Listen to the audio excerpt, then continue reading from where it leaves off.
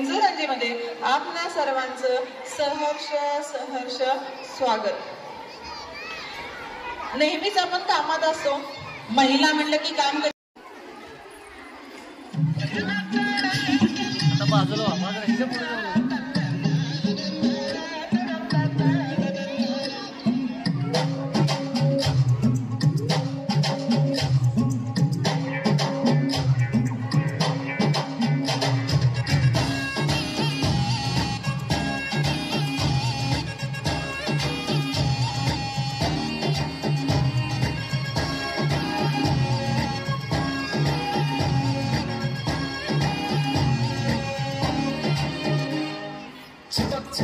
चलती है कभी कभी तो राहें जुड़ी जुड़ी कुछ ऐसे कि लगा हो जैसे गम डबल डबल होती थी जो कभी कभी तकलीफें किसी किस्म में चलने से हुई हमसे कम ओ तेरा मेरा मेरा मेरा मेरा मेरा मेरा मेरा किस्सा रंगी कभी कभी चलती है कभी कभी रुकती कहानी में ढंगी कश्मीर में तू कन्याकुमारी साउथ की गई देखो दूरी सारी कश्मीर मैं कन्याकुमारी 50-50 हर सिचुएशन में हिस्सेदारी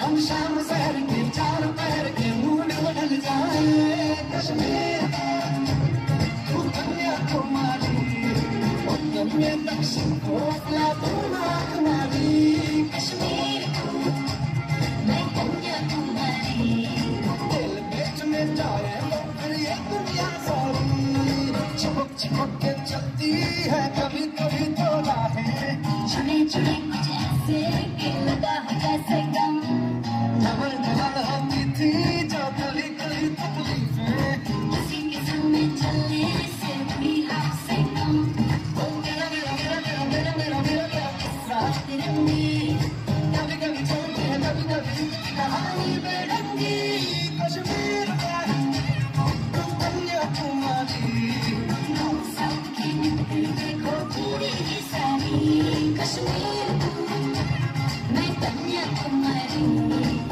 50-50 हर सिचुएशन में हिस्सेदारी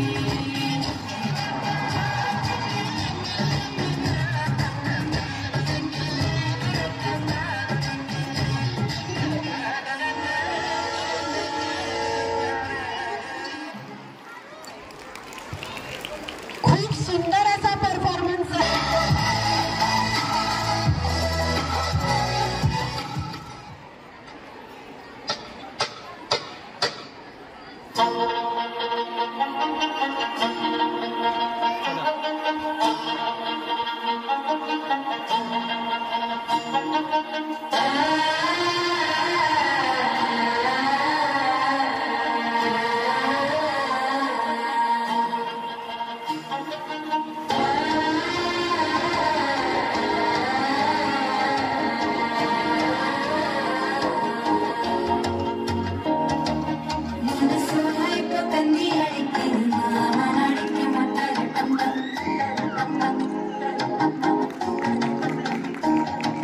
Siripur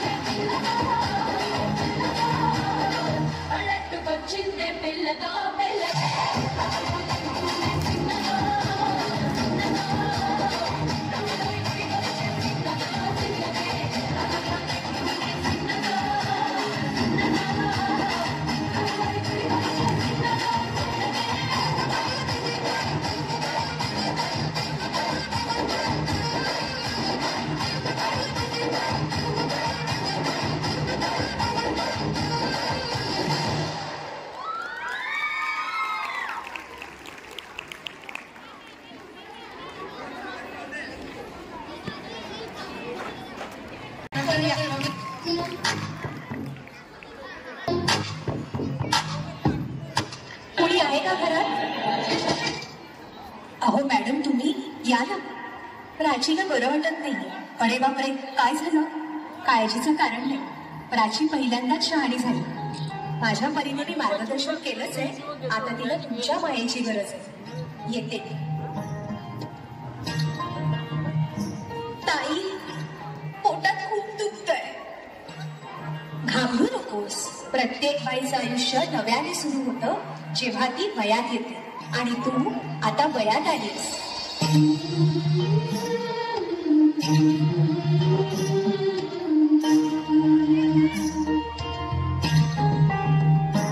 जन्म आईचा बाईचा खूप घाईचा. एक आईचा आईचा एक ताईचा.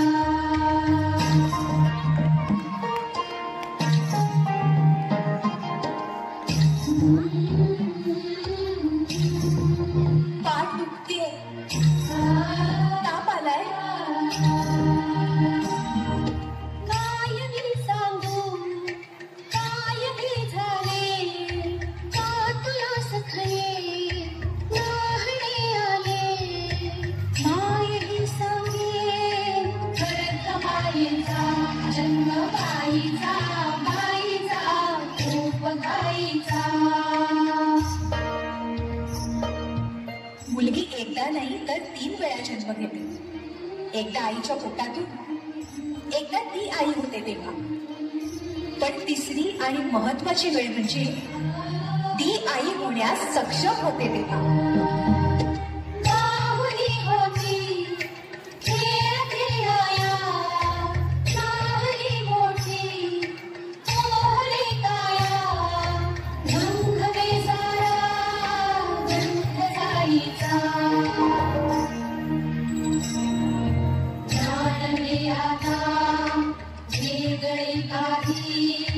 जाणवे आता वेगळे काही रंगल्या साऱ्या या दिशा नाही मास कोणाचा रोज रातीचा. हे एक सुंदर वरदान आहे जे फक्त स्त्रियांना मिळतं. आई बाबा, मी शाळेत पहिली आहे. आई कुठे आहेस तू? आज आपल्या प्राचीला पाहायला पाहुणे मंडळी येणार आहेत. जा, तयारीला लागा. अहो, पण किती लहान आहे ती.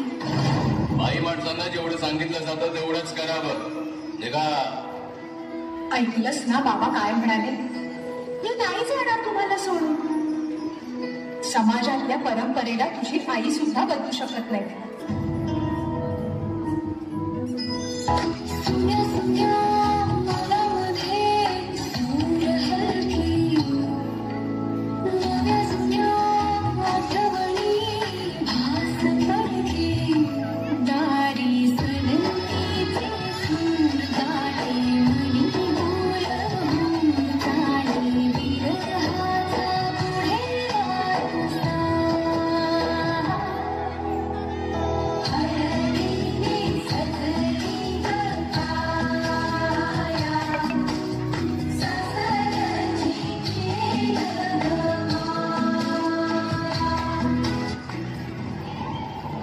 माया करायला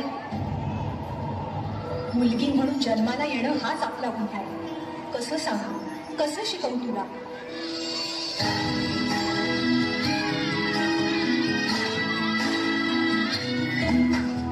नवी नवी ओळखीची सारी सपनाची दुनिया गण्यारी.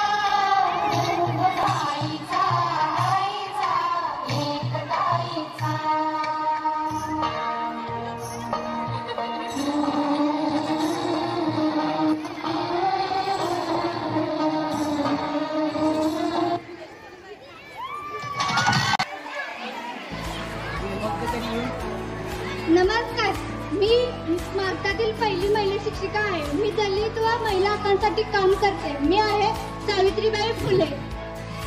नमस्कार, मी कॉम्प्युटर इंजिनियर आहे. माझ्याशिवाय आज जगातील कोणतेही काम होऊ शकत नाही. मी आज 21व्या शतकातील तुमचा मित्र आहे. धन्यवाद. आपण किती देतो याला महत्व नसतं, आपण देण्यामध्ये किती प्रेम देतो याला महत्व असतं. आपण इतरांसाठी जगतो हेच खरं जीवन असतं. मी आहे मदर तेरेसा. लोकांची सेवा करणं आणि लोकांचे कल्याण करणं हेच राज्यकर्त्याचे कर्तव्य आहे. मी आहे अहिल्याबाई होळकर. धन्यवाद. शेती आपला श्वास, शेती आपला ध्यास, शेती आपला श्वास, शेती आपला ध्यास. माय माऊली माती नदी आमचा, माय माऊली नदी माती आमचा.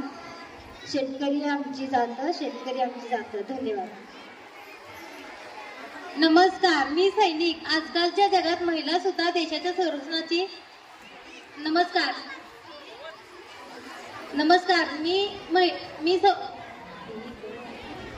नमस्कार मी सैनिक. आजकालच्या जगात महिला सुद्धा देशाच्या संरक्षणाची पवित्र सैनिक बनले आहेत. जय हिंद, जय महाराष्ट्र.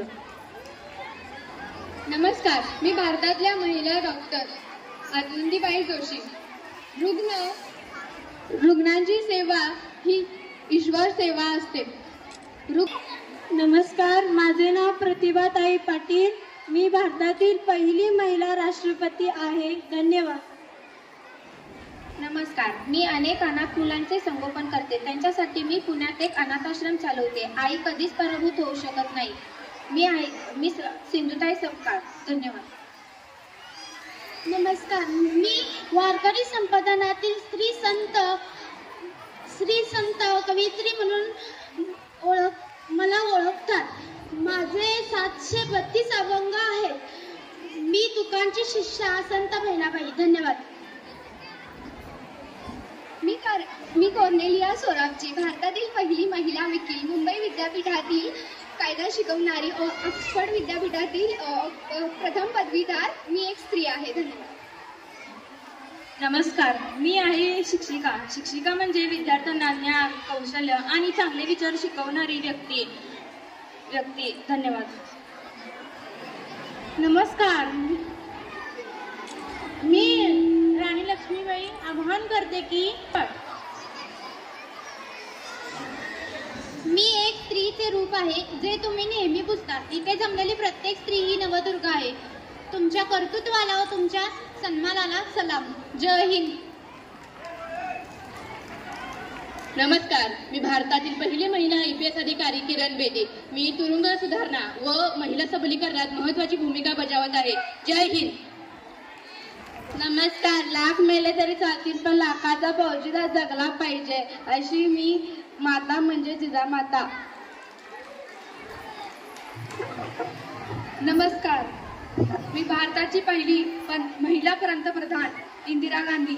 मी माझ्या पंतप्रधान काळात देशाची सामाजिक, आर्थिक, वैज्ञानिक क्षेत्रात प्रगती घडवून आणली.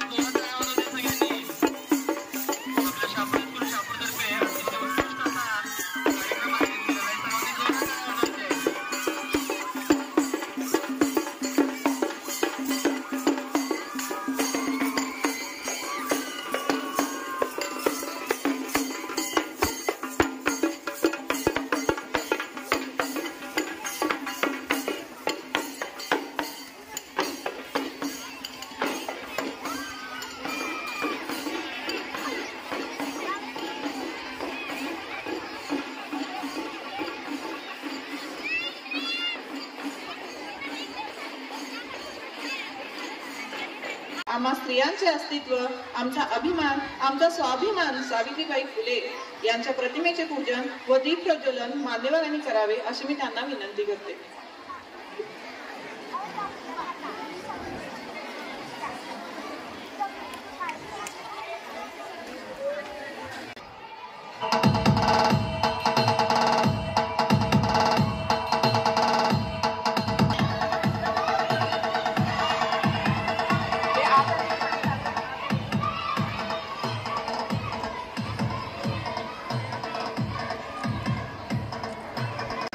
दिवा लावा रमाईच्या समर्पणाचा, दिवा लावा सावित्रीच्या त्यागाचा, दिवा लावा रमाईच्या समर्पणाचा, दिवा लावा जिजाऊंच्या संस्कारांचा, अशा आसमंत स्त्रीच्या जाणीवेचा आणि अस्तित्वाचा.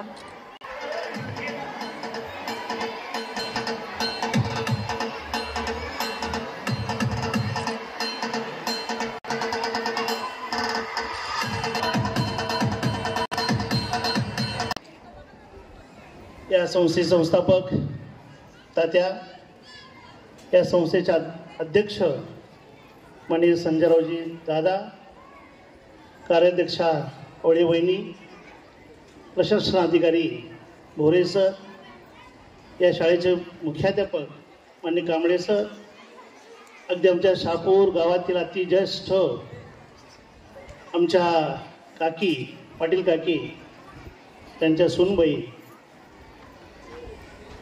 कोकणी वहिनी, नगरसेविका कोकणी वहिनी, माळे वहिनी, त्यानंतर माझी विद्यार्थी मार्था भोसले,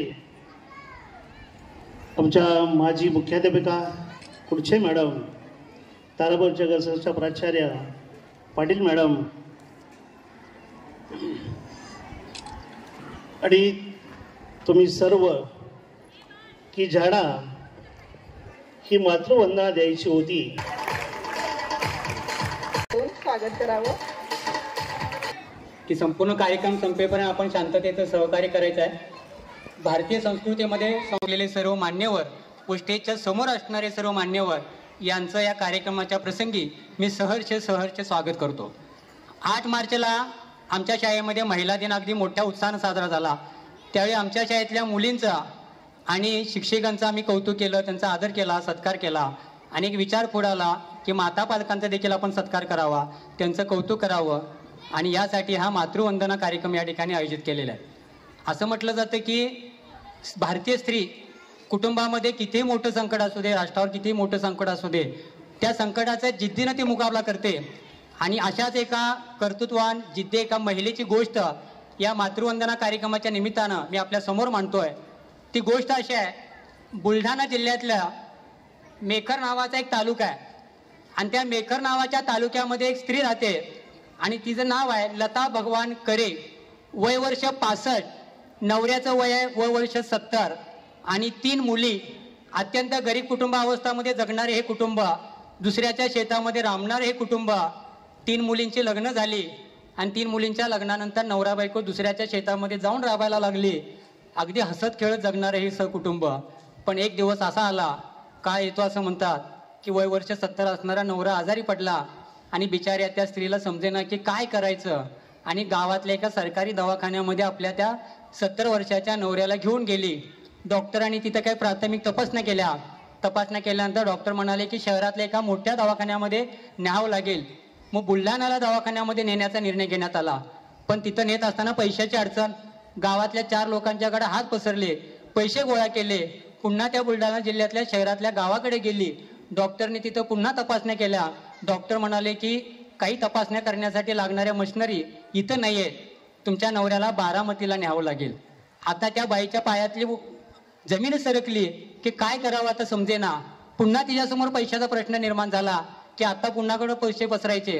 पुन्हा गावात आली, पुन्हा 4 जणांच्या लोकांच्याकडे हात पसरले, पैसे गोळा केले, नवऱ्याला सोबत घेतलं आणि बारामतीतल्या एका मोठ्या दवाखान्यामध्ये ते आपल्या नवऱ्याला घेऊन गेली आणि डॉक्टरांना विनंती केली की माझ्या नवऱ्याला काय झाले जरा बघा, तपासा.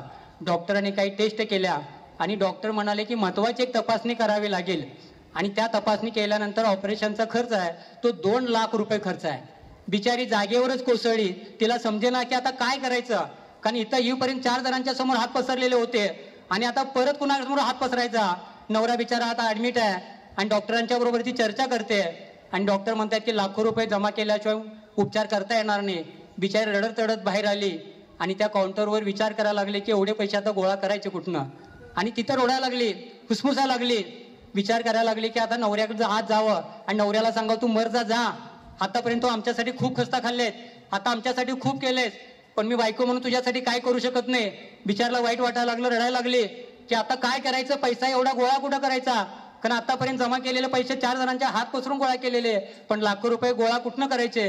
बिचार रडायला लागली आणि डोळ्यातल्या अश्रू पदरानं पुसायला लागली.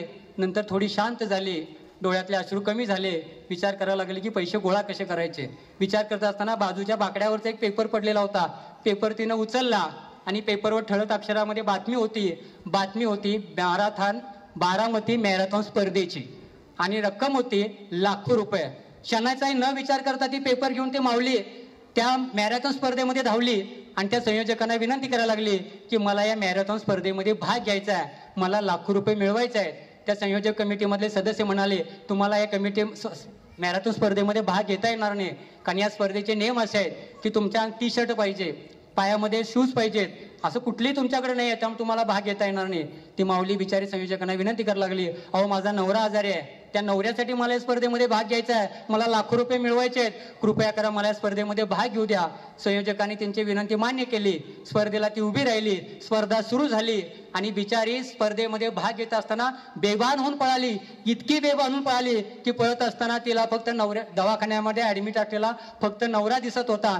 पळत असताना फक्त तिला ते लाखो रुपये दिसत होते आणि तिच्या पायामध्ये स्पोर्टचे शूज नव्हते, तिच्या अंगामध्ये टी शर्ट नव्हता आणि ती नऊवारी कासोटा नेसलेली स्त्री बेभान होऊन पळत होती. इतकी बेभान होऊन पळाली. स्पर्धेचा शेवट झाला आणि त्या स्पर्धेतलं पहिल्या नंबरचं मानकरी ठरली ती लता भगवान करे नावाची स्त्री.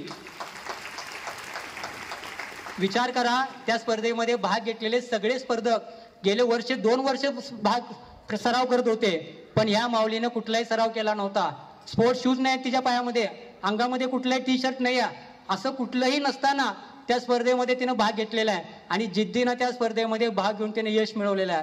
कारण भारतीय स्त्रीच्या रक्तामध्येच आहे की कुटुंबामध्ये कितीही मोठं संकट आलं तर त्या कुटुंबावरचा संकटाचा मुकाबला करतेच ती करते आणि त्यातून मार्ग काढते.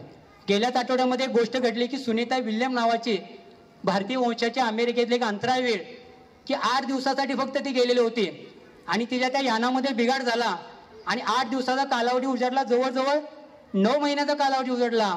विचार करा की ती माऊली, ती सुनीता विल्यम भारतीय स्त्री त्या 9 महिने त्या अंतराळात आहे. कुठल्याही तिथं वातावरण अनुकूल नाही आहे, हवा शुद्ध नाही आहे, जेवण तिथं नाही आहे. अशा अवस्थेमध्ये ती माऊली तिथं कशी राहिली असेल, त्या अंतराळवीर तिथं कशी राहिली असेल. आणि मग शेवटी जिद्दीनं 9 महिन्यानंतर ती पृथ्वी तलावरती परत आली आणि जगाला तिने एक चांगला संदेश दिला, संकट पृथ्वी तलावरचा असू दे किंवा संकट अंतराळातला असू दे, भारतीय ती त्या संकटाचा मुकाबला करण्यासाठी सक्षम आहे म्हणजे ती आहे. पण इथं उपस्थित असलेल्या माता पालकांना माझं एक सांगायचं आहे, बऱ्याच जणांना त्या सुनीता विल्यमकडे बघितल्यानंतर इच्छा झाली असेल, चला आपल्या पण मुलगीला आता अंतराळात पाठवूया, आपल्या पण मुलगीला आता अंतराळवीर बनवूया.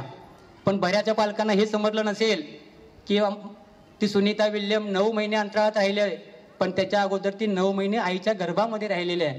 जर आपली मुलगी 9 महिने अंतराळात राहायची असेल तर पहिल्यांदा ती 9 महिने आईच्या गर्भामध्येच राहावं लागेल, कारण 9 महिने आईच्या गर्भामध्ये राहिलेली स्त्री 9 महिने अंतराळात राहू शकते. असा संदेश त्या सुनीता विल्यमनं आपणाला या कार्यक्रमाच्या निमित्ताने त्या ठिकाणी दिलेला आहे. त्याचबरोबर गेल्या 10 वर्षातल्या आपल्या देशातल्या मुलींची संख्या जर बघितली तर लाखो मुली बाळांनो जन्माला यायच्या अगोदरच मारल्या गेलेल्या आहेत. का मारल्या गेलेल्या आहेत? कारण मुली त्यांना नको आहेत.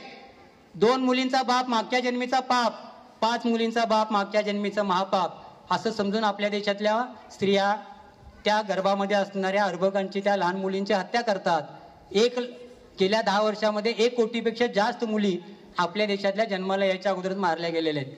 महाराष्ट्रामध्ये घटना घडली, एका डॉक्टराने त्या स्त्रीच्या गर्भामध्ये असणाऱ्या मुलींचे बघून हत्या करायचे आणि डॉक्टरांनी त्या पोलिसांनी त्या डॉक्टरांना पकडण्यासाठी एक सापळा रचला आणि त्या सापळ्यामध्ये ते डॉक्टर सापडले आणि पूर्ण दवाखान्याची तपासणी केली, कागदपत्र तपासले तर लक्षात आलं की ते डॉक्टर तिथं त्या मुलींची हत्या करत होते, त्या मुलींच्या गर्भाला मारत होते. आणि त्या दवाखान्याच्या पाठीमागं ती पोलिसांची टीम गेली आणि बघितलं तर तिथं बरेचसे कुत्रे असे बांधलेले होते.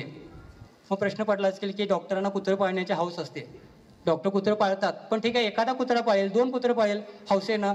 बरेचसे कुत्री त्या दवाखान्याच्या पाठीमागं बांधलेली होती आणि पोलिसांनी सखोल जाऊन खोज चौकशी केली आणि चौकशीनंतर एक कारण भयानक समोर आलं आणि ते कारण असं होतं की ते डॉक्टर त्या गर्भामधल्या मुलीला मारल्यानंतर तो पुरावा नष्ट करण्यासाठी त्या कुत्र्यांना खायला देत होते. किती भयानक गोष्ट आहे बघा. त्या डॉक्टरांची चूक नाही आहे, त्या सोनोग्राफी सेंटरवाल्यांची चूक नाही आहे, चूक त्या महिलेच्या आईची आहे. कारण ती त्या डॉक्टरांच्याकडे गेली आहे, तिनं त्या डॉक्टरांना आपल्या मुलगीला मारायला सांगितलंय. ज्या इथं पालकांना असं वाटत असेल की मला एकच मुलगी आहे, मला 2 मुले आहेत, मला 3 मुले आहेत आणि माझं कसं होणार, माझ्या आयुष्याचा आधार कसं होणार, ज्यावेळी आयुष्यामध्ये असा प्रश्न निर्माण होईल की मला एकच मुलगी आहे, 2च मुले आहेत, 3 मुले आहेत, तर मी जगणार कशी, त्यावेळी मी तुम्हाला काही नावं सांगतोय, ती नावं आठवायची, मग तुम्हाला आधार मिळेल. अरे वा, ह्यांना पण मुले आहेत आणि मला पण मुले आहेत, काय अडचण नाही आहे. 1983ला भारतीय क्रिकेट टीममध्ये वर्ल्ड कप मिळवून देणारा कपिल देव, त्याला एकच मुलगी आहे. महाराष्ट्राच्या राजकारणातलं सगळ्यात मोठं नाव शरद पवार, एकच मुलगी आहे. त्याचबरोबर अमेरिकेचे राष्ट्राध्यक्ष बराक ओबामा, त्यांना फक्त 2 मुले आहेत. भारताचे पंतप्रधान मनमोहन सिंग, जागतिक लेवलचे अर्थतज्ञ, फक्त त्यांना 3 मुले आहेत. शिपाईपासून मुख्यमंत्र्यापर्यंत प्रवास करणारे आणि देशाचे गृहमंत्री असणारे सुशील कुमार शिंदे यांना फक्त 3 मुले आहेत. आणि आज तुमच्या समोर जे भाषण करतायत ते एके कांबळे सर, त्यांना देखील 2 मुले आहेत. आणि त्या 2 मुली तर माझ्याच इथं आहेत. मी मुद्दाम त्या 2 मुलींना घेऊन आलोय, कारण मी जगाला दाखवतोय की मी 2 मुले असल्यानंतर रडणारा बाप नाही आहे. रडणारा बाप मी अजिबात नाही आहे, मी लढणारा बाप आहे. मला बरेच जण म्हणतात, एके कांबळे सर, दुसऱ्या मुलगीच्या वेळी तुमच्याकडे एवढा पैसा होता, तुम्ही सोनोग्राफी सेंटरमध्ये चौकशी करून काय तर करायला पाहिजे होतं, कशाला दुसरी मुलगी जन्माला घातली. पण आता ती दुसरी मुलगी माझी इथं आहे. ज्यावेळी मी त्याच्याकडे बघतो त्यावेळी मला असं वाटतं, अरे मी जे केलं असतं तर किती मोठं पाप केलं असतं. तर हो, साधं एखादा किडा आपल्या दारासमोर आला, पायात आला, तर आपण त्याला न मरता फक्त बाजूला सरकवणारी आमची संस्कृती आहे. मग असा असताना विचार करा, त्या गर्भामध्ये असणाऱ्या त्या मुलीला मारण्याचं केवढं मोठं आपण पाप करतोय. त्यामुळे इथून पुढे असलं कुठलंही पाप करू नका, स्त्रीला सन्मानानं वागवा. जेवढं आपण मुलग्याच्या जन्माचं स्वागत करतो तेवढंच मुलगीच्या जन्माचं पण स्वागत करूया. एखाद्या घरामध्ये समजा स्त्रीची डिलिव्हरी होणार असेल आणि तिथं मुलगा झाला तर तिथं मोठ्या फटाक्या वाजतात, पेढे वाटले जातात. मला म्हणायचं, का हो, मुलगी झाल्यानंतर सुद्धा का फटाके वाजवायचे नाहीत हो, मुलगी झाल्यानंतर सुद्धा का पेढे वाटायचं नाही हो, असं काय दुःख आहे की मुलगी झाल्यानंतर होतं. 2000 सालच्या सिडनी ऑलिम्पिकमधल्या कर्णाम मल्लेश्वरीनं पुरुषाला 240 किलो वजन उचलता येणार नाही, पण तिनं 240 किलो वजन उचलून जगाला दाखवून दिलं की जिथं जिथं शारीरिक कष्ट पुरुष करतात तिथं तिथं शारीरिक कष्ट मुली देखील करू शकतात. आणि त्या ऑलिम्पिक स्पर्धेमध्ये तिनं भारताला कांस्य पदक मिळवून दिलं. जात असताना मी तुम्हाला एवढं सांगतो, मावळतीला सूर्य जात असताना एक नाती आजीला म्हणाली, आजी, स्त्री म्हणजे काय असते ग. मावळतीला सूर्य जात असताना एक नाती आजीला म्हणाली, आजी, स्त्री म्हणजे नेमकं काय असते ग. आणि मोतीबिंद झालेल्या त्या डोळ्यांनी, चेहऱ्यावरती पडलेल्या त्या सुरकुत्यांनी ती आजी आपल्या नातीला म्हणाली.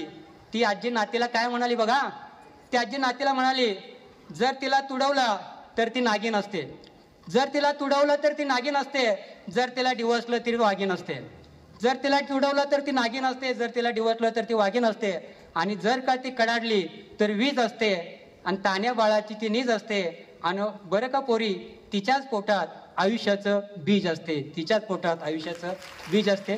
पुन्हा एकदा उपस्थित असलेल्या सर्व मान्यवरांचं, माता पालकांचं या मातृवंदना कार्यक्रमाच्या निमित्तानं शुभेच्छा देतो, स्वागत करतो. धन्यवाद. नक्कीच सर, आम्ही मुली असलेल्याचा पण आम्हाला अभिमान आहे आणि आम्हाला मुली असलेल्याचा पण अभिमान आहे. धन्यवाद सर. आणि म्हणूनच म्हणते मी, उठा आजच्या सावित्रीच्या लेकींनो, जागे व्हा, तुमच्या पावलांना गती द्या, तुमच्यात पेटलेल्या सूर्याला ओळखा. आणि असा सर्व महिलांना जागरूक करण्यासाठी आणि त्यांच्यासाठीचं मनोगत व्यक्त करण्यासाठी मी आमच्या शाळेतील सहाय्यक शिक्षक MK सुतासर यांना आमंत्रित करते. सर्वांना नमस्कार. व्यासपीठावरील सर्व मान्यवरांनाही नमस्कार. आता मी जास्त लांबत लावत नाही, तुम्हाला खूप खेळ खेळायचे आहेत. आईविषयी बोलायला सांगितले कांबळे सर आणि मी दोघे 1-1 तास बोललो असतो, पण आपल्याकडे वेळ नाही. मी सुरुवातच करतो डायरेक्ट. जरा सगळ्यांनी नीट ऐकायचं. मी भाषण नाही करणार आहे, एक कविता सांगतो आणि एक उदाहरण सांगतो आणि थांबतो. आपण पहाटे उठलोय आणि आई दुपारी, असं कधी घडलंय का? आपण पहाटे उठलोय आणि आई दुपारी, असं कधी घडलंय का?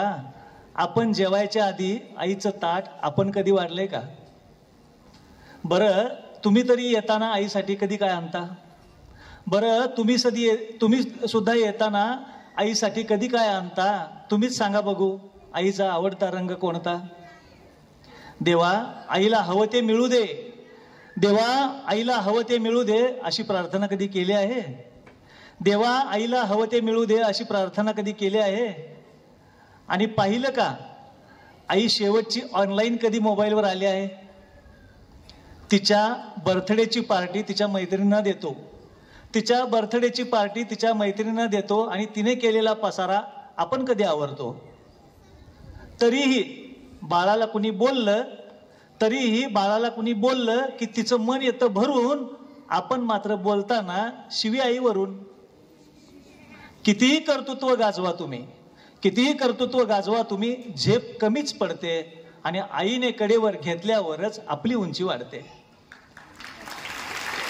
आपण कितीही मोठे झालो तर आपली उंची फक्त कागदोपत्री वाढेल, साहेब म्हणतील, पण बाळ म्हणायला आईच लागते. नाना पाटेकरांनी एक उदाहरण दिलं होतं की त्यांच्या आईचं वय 92 वर्ष होतं आणि ते गणेश चतुर्थी खूप चांगली साजरी करतात. त्यांना विचारलं की नाना, तू का इतकी उत्साहानं गणपती उत्सव साजरा करतोस? तर ते म्हणाले, मला देव माहिती नाही, माझ्या आईला आवडते म्हणून साजरा करतो. आई जर घरात असेल ना, तर नाना म्हणाले, माझी 92 वर्षाची आई घरात आहे म्हणून मी तिचं 72 वर्षाचं बाळ घरात आहे. ज्या दिवशी आई घरात नसेल त्यावेळी मला बाळ म्हणणारं कोण या जगात नसेल. तर एक जाता उदाहरण सांगतो की मी सकाळ पेपरचे संपादक उत्तम कांबळे साहेब त्यांचं एक पुस्तक वाचलं, आई समजून घेताना. तर त्याच्या मलपृष्ठावरती लिहिलेलं, म्हणजे शेवटच्या पानावर लिहिलेलं की आमची घरची परिस्थिती खूप बिकट होती, खूप बिकट, घरी खायला काय नसायचंच. तर आईचा एक मंत्र होता. आई आम्हाला 4 भावंडांना बोलवायची आणि म्हणायची, बाळाओ जेवणाआधी पाणी प्यावं पोटभर, आणि ते आम्हाला प्रत्येकाला 1-1 तांब्या पाणी द्यायची. आई सांगती म्हणून आम्ही 4ही भावंड आईसमोर बसायचो आणि तांब्यातलं हळूहळू पाणी संपवायचो. 4 जण 4 तांबे पाणी प्यायचो आणि आई म्हणायची, हा बाळाओ आता जरा भात खावा. आम्हाला काही कळायचं नाही, आई सांगती म्हणून आम्ही पाणी प्यायचो आणि आईने दिलेला भात खायचो. भांड्यातलं पातेल्यातलं भात संपला की आम्ही झोपल्यानंतर चिकटलेली 2 शीतं आई खाऊन पुन्हा पोटभर पाणी पिऊन झोपायची. आम्हाला कधीच कळलं नाही. आता आम्ही 4ही भाऊ मोठे अधिकारी झालो, श्रीमंत झालो, मोठमोठ्या पदावर गेलो. आता माझी आई थकली आहे. आता माझ्याकडे माझी आई असते. परवा तिला किडनी स्टोनचा त्रास झाला, मी दवाखान्यात घेऊन गेलो. डॉक्टरांनी सोनोग्राफी केली. डॉक्टर म्हणाले, आजी आता पाणी भरपूर प्या बरं का, तुम्हाला मूतखड्याचा त्रास आहे. आम्ही पण तो मंत्र शिकून आलो. मी घरात आले, आईला म्हणालो, आई आता जरा पाणी भरपूर पी बरं का. माझी बायकोही म्हणाली, आत्या आता जरा पाणी भरपूर प्या बरं का. माझी मुलंही म्हणाली, अजय आता पाणी जरा भरपूर पीत जा बरं का. तिथं लेखक उत्तम कांबळे सर म्हणतात, कुणास ठाऊक एकेकाळी भूक मारायचा आईनं शोधलेला मंत्र आज आईच्याच औषधाला उपयोगाला यावं का काय. या पुस्तकाचं नाव आहे बाळाओ, आई समजून घेताना. आई समजून अशा पुस्तकात 4 ओळी लिहून समजत नसते. नाही एवढी सोपी आई कुणाची, कळालं. ही कुणाचीच आई इतकी सोपी नाही. भले ती श्रीमंत असो गरीब असो, आई आईच असते. आईला दुसरं कुठलं पद नसतं. आमच्या एकदा नागपूरला अधिवेशन होतं आणि आम्हाला नागपूरच्या अधिवेशनातल्या त्या महापौर मॅडम म्हणाल्या, येथे जमलेल्या सगळ्या मास्तरांनो, आणि नंतर म्हणाल्या तुम्हाला राग आला असेल ना शिक्षकांना मास्तरांनो म्हणल्यावर, पण त्या म्हणाल्या तुम्हाला मास्तरांनो एवढ्यासाठी म्हणालो की मास्तर म्हणजे एक शिक्षक आईच्या स्तरावरती उंचीला येतो आणि तो आईच्याच मनानं त्या मुलाला शिकवतो, त्यावेळी तो त्या मास्तराच्या स्तराला येतो. म्हणून मास्तर तुमची उंची आम्हाला शिक्षक रूपानं तुमच्याच आशीर्वादाने मिळते. आणि म्हणून माझ्या वतीनं आम्ही हा जो मातृवंदना कार्यक्रम आपण साजरा केलाय ना, मातृवंदना तुम्हाला वंदन करायसाठी आम्ही इथं निमंत्रित केलंय. तुम्हाला हे वंदन एवढ्यासाठी आहे की तुम्ही खरंच वंदनेच्या योग्य आहात. आम्ही पुरुष माणसं स्वार्थी असतो. एखादं पेशंट बघा, तुमचा मुलगा ऍडमिट असला ना तर तुमचे पतिदेव म्हणतात, आमच्या मुलाला कितीही दिवस ठेवायला लागू दे साहेब, खरं पोट ठणठणीत व्हायला पाहिजे. आपण स्वतः ऍडमिट असू दे, बायको त्याला डॉक्टरांना सांगते, अहो साहेब मिस्टरांना बरं वाटायला पाहिजे, किती दिवस ठेवून घ्या. मुलगी जर आहे, साहेब 4 दिवस लागू द्या, ठेवून घ्या.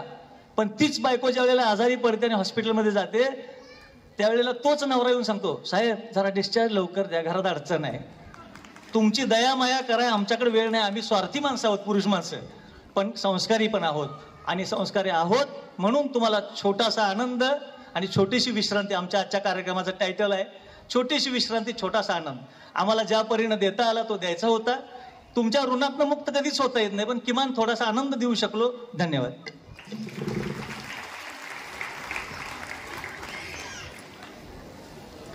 धन्यवाद सर. आजच्या कार्यक्रमाचे अध्यक्ष व आमच्या शाळेचे माननीय मुख्याध्यापक माननीय श्री HR कांबळे सर यांना मी विनंती करते की त्यांनी आपला अध्यक्षीय मनोगत व्यक्त करावं.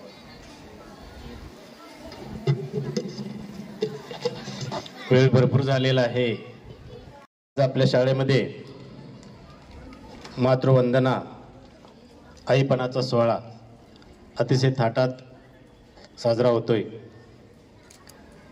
आपल्या संस्थेचे संस्थापक अध्यक्ष माननीय आवळे साहेब, विद्यमान चेअरमन संजय दादा, कार्याध्यक्ष उज्ज्वलाताई,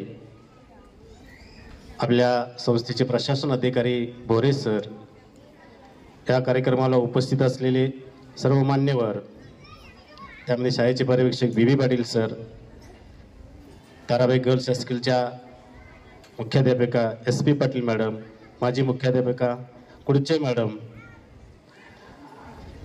पाटील काकी, पाटील वहिनी, शुभांगी माळी वहिनी, MST वहिनी, कोकणे वहिनी, त्याचबरोबर आमची लाडकी विद्यार्थिनी वसले मॅडम, त्याचबरोबर शुभांगी माळी अँकर आणि साधना माळी याही अँकर आहेत आपल्या, आणि सर्व उपस्थित असलेल्या माता भगिनी, माझे सर्व सहकारी, सर्व विद्यार्थिनी.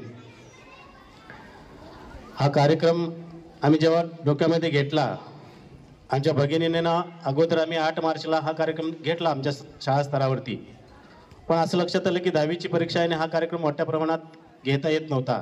त्यामुळे ह्या परिसरातील सर्व मातांना इकडं बोलवायचं आणि त्यांचे काही खेळ घ्यायचे, त्यांना काही विश्रांती द्यायची, त्यांना काही बक्षिसं द्यायची आम्ही ठरवलं आणि तसा हा कार्यक्रम आम्ही आयोजित केला. आता तसं बघितलं तर हा जो कार्यक्रम आहे 8 मार्चला व्हायला पाहिजे होता, पण तो 8 मार्च का साजरा केला जातो याचं मी आता जास्त काही सांगणार नाही, पण तुमचा मान सन्मान करावा आणि तुम्हाला जे काही या ठिकाणी बक्षिसं द्यायची आहेत ती तुम्हाला मिळावी, तुम्हाला विरंगुळा मिळावा, तुम्हाला आनंद मिळावा, यासाठी हा कार्यक्रम आम्ही घेतला. तुम्ही एवढ्या सगळ्या मोठ्या संख्येने उपस्थित राहिला. पुन्हा एकदा सगळ्यांचं स्वागत करतो आणि माझं थोडक्यातलं अध्यक्ष भाषण थांबवतो. धन्यवाद. धन्यवाद सर. यानंतर मातृवंदना सोहळा आईबनाचा या कार्यक्रमाचे आकर्षण असलेला आणि खास तुमच्या मनोरंजनासाठी ठेवलेला कार्यक्रम म्हणजे खेळ पैठणीचा, आणि या कार्यक्रमाची सुरुवात आपण लगेचच करता आहोत. यासाठी या कार्यक्रमाला खास बोलवलेल्या शुभांगी माळी मॅडमांना मी सर्व पुढील सूत्रे देते. आपण कार्यक्रम तर घ्यायचाच आहे लगेच, कारण की तुम्ही सगळे खूप आतुरतेनं वाट बघताय, पण मला असं एक वाटतंय की गृहिणी, होममेकर ऐकायला खरंच छान वाटतंय. हे काम तेवढंच जबाबदारीचं असते. घरातील सर्वांची मनं राखत आपण 24 तास ड्युटी करतोय. यासाठी आपल्याला no sick leave, no paid leave, without pay आपण स्वतःच्या घराला घरपण देण्यासाठी काम करतो आणि ह्याची दखल कधी कोणी घेतली नाही. पण मला खरंच सगळ्या पालकांना विनंती आहे की ह्यासाठी आपण स्टँडिंग ओवेशन म्हणजे उभं राहून खरंच ह्या शाळेतल्या ज्या आयोजकांनी जे आयोजन कार्यक्रम केलाय तर त्यांच्यासाठी खरंच एकदा उभं राहून आपण टाळ्या वाजूया, कारण की एवढं कौतुक मी कुठल्याही शाळेत झालेलं बघितलं नाही. माझी बहीण माझ्या बरोबर आलेली आहे. मी आणि ती दोघी एकदम बोललो की आम्ही एवढ्या मोठ्या शाळेंच्या फिया भरून माझ्या मुलांना, आमच्या मुलांना शिकवलं, पण कुठेही असा एवढा सन्मान झाला नाही. तर खरंच सगळ्या आयोजकांना, शिक्षकांना आणि यांच्या सगळ्या स्टाफना, अगदी लहान मुलांना खरंच आम्हा सगळ्यांचा मी या पालकांच्या वतीनं सलाम सलाम सलाम. चला, जिसका आप सबको इंतजार है, सब लोग रेडी?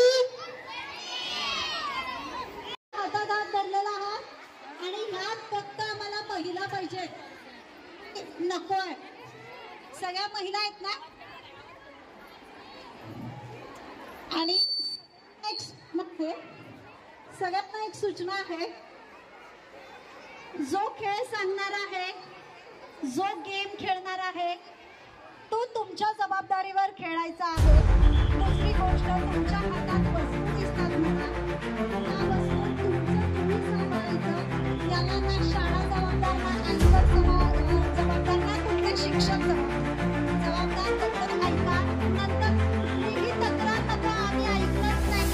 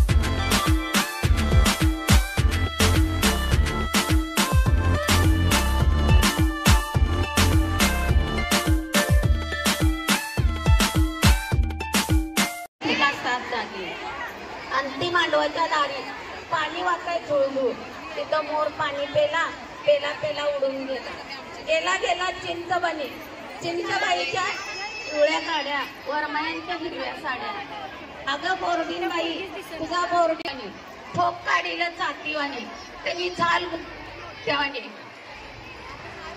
त्यांनी चाल